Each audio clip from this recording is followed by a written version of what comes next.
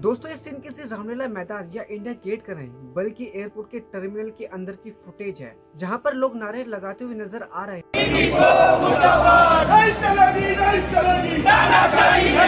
3 दिनों से इंडिया की हर बड़ी एयरलाइंस यानी कि एयरपोर्ट्स पर अफरा तफरी मची हुई है।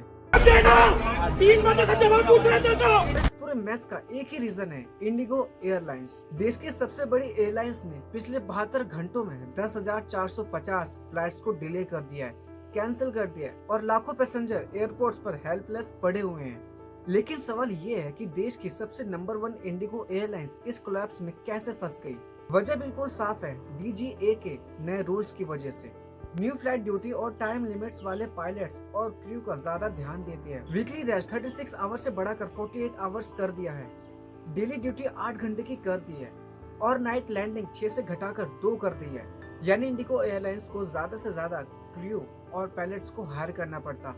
लेकिन 18 महीने का समय मिलने के बाद भी इंडिगो एयरलाइंस ने ना ही क्रू को हायर किया और ना ही पायलट्स को हायर किया।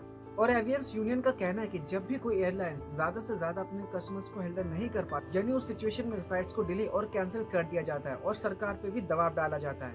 क्योंकि इस अफरा तफरी के बीच डीजी ने अपना एक बड़ा पॉइंट वापस ले लिया है।